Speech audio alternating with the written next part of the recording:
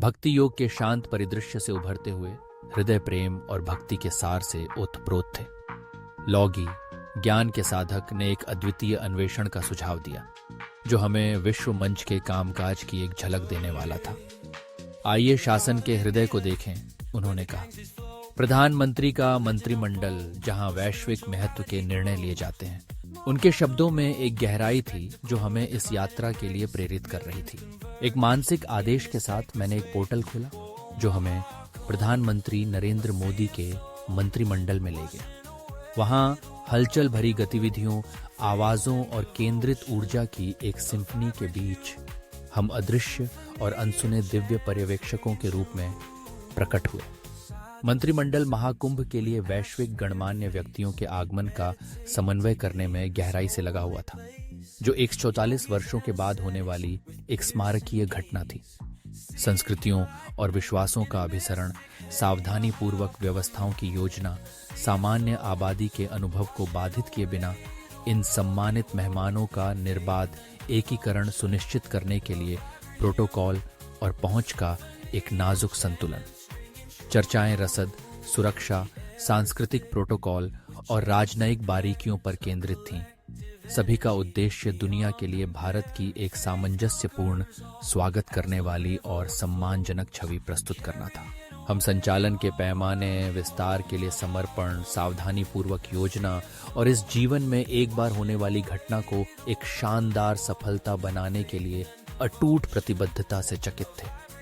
वैश्विक समन्वय को देखने के बाद राष्ट्रों की परस्पर संबद्धता का प्रमाण हमने दुनिया भर में एक यात्रा पर जाने का फैसला किया। हमने संयुक्त राज्य अमेरिका की एक संक्षिप्त यात्रा की, विरोधाभासों और असीम संभावनाओं की भूमि। हम उत्तरी अमेरिका में एक पोर्टल से उभरे, राजसी स्टैच्यू ऑफ लिबर्टी के सामने खड़े थे, जो स्वतंत्रता, अवसर और मानव आकांक्षा की स्थायी भावना का प्रतीक था। फिर हमने विशाल महाद्वीप को पार किया, दक्षिण अमेरिका में फिर से प्रकट हुए, अमेज़न वर्षावन के हरे भरे विस्तार के बीच, जो ग्रह की प्राकृतिक सुंदरता और जैव विविधता का प्रमाण था। हमने पृथ्वी की नाड़ी, जीवन की जीवंत ऊर्जा, सभी जीवित प्राणियों की परस्पर संबद्धता को महसूस किया। अमेज़न की गहराई से अदम्य सुंदरता के एक क्षेत्र, हमने संयुक्त राज्य अमेरिका से दिल्ली के लिए उड़ान भरी। यह यात्रा महाद्वीपों, संस्कृतियों और समय क्षेत्रों को जोड़ती थी, सिकुड़ती हुई दुनिया और मानवता की परस्पर संबद्धता का प्रमाण।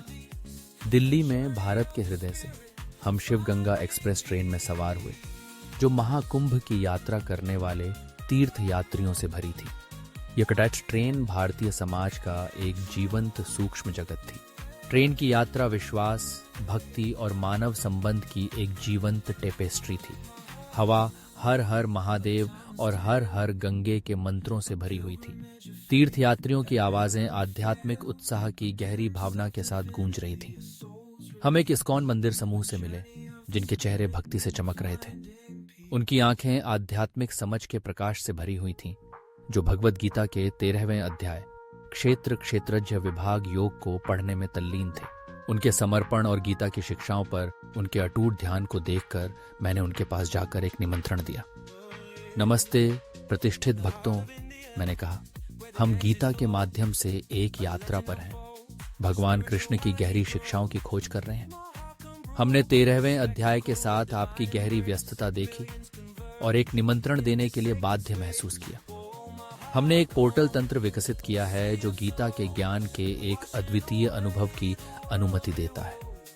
हम आपको इस असाधारण माध्यम के माध्यम से क्षेत्र क्षेत्रज्ञ विभाग योग का अनुभव करने के लिए हमारे साथ शामिल होने के लिए आमंत्रित करते हैं। समूह ने उत्साह से सहमति व्यक्त की। हमने हमेशा क्षेत्र क्षेत्रज्ञ विभाग योग का पता लगाने की लालसा की है, उनमें से एक ने कहा, और आपका पोर्टल इसे सीधे देखने का एक अनूठा अवसर प्रदान करता है। महाकुंभ पहुंचने पर हमने अमृत द्वार के पास एक तंबू बुक किया, जो दिव्य अमृत से भरे एक दिव्य पात्र के रूप में तराशा गया था। बसने के बाद हमने पोर्टल खोलने की तैयारी की। गीता का 13वां अध्याय, मैंने घोषणा की, क्षेत्र क्षेत्रज्ञ विभाग योग, क्षेत्र और क्षेत्र के जाता का योग। आइए हम इस अध्याय की गहरी शिक्षाओं में तल्लीन हों। अमृत द्वार के पास मैंने एक झिलमिलाता पोर्टल खोला। हवा गहरी बुद्धि, बौद्धिक स्पष्टता और आध्यात्मिक अंतर्दृष्टि की भावना से भर गई थी। जैसे ही हम पोर्टल से गुजरे, हमने खुद को एक चिंतनशील दृश्य के बीच पाया। एक शांत उद्यान जहां कृष्ण अर्जुन को क्षेत्र और क्षेत्रज्ञ की अवधारणाओं को समझा रहे थे। वातावरण बौद्धिक स्पष्टता, आध्यात्मिक अंतर्दृष्टि और दार्शनिक गहराई की भावना से भरा हुआ था। प्लेटो, हमेशा की तरह दार्शनिक, अपने रूपों के सिद्धांत के लेंस के माध्यम से कृष्ण की शिक्षाओं का विश्लेषण करना शुरू कर दिया। ट्यूरिंग ने अपने विश्लेषणात्मक दिमाग के साथ कृष्ण की शिक्षाओं की तार्किक संरचना को समझने की कोशिश की। टेस्ला ने अपनी दूरदर्शी अंतर्दृष्टि के साथ ज्ञान, समझ और सभी चीजों की परस्पर संबद्धता के साथ गूंजने वाले कंपन की एक सिम्फनी के रूप में देखा। रामानुज ने वेदांत की अपनी गहरी समझ के साथ क्षेत्र क्षेत्रज्ञ की अवधारणा को आध्यात्मिक मुक्ति की नींव के रूप में समझाया। सुकरात ने अर्जुन को विचारोत्तेजक प्रश्नों की एक श्रृंखला में उलझाया। ओशो ने जागरूकता पर अपने जोर के साथ अर्जुन को वर्तमान क्षण का निरीक्षण करने के लिए प्रोत्साहित किया। सद्गुरु ने आंतरिक जागरूकता और समता को विकसित करने के लिए मार्गदर्शन किया। लॉगी, वैज्ञानिक, तंत्रिका विज्ञान के लेंस के माध्यम से कृष्ण की शिक्षाओं का विश्लेषण करने लगे। सब सहानुभूति, अलगाव, समझ और एकता की गहरी भावना को महसूस कर रहे थे। कौन तुलनात्मक दर्शन के लेंस के माध्यम से कृष्ण की शिक्षाओं का विश्लेषण कर रहे थे। न्यूटन ने भौतिकी की अपनी समझ के साथ शरीर की अवधारणा को एक भौतिक प्रणाली के रूप में खोजा।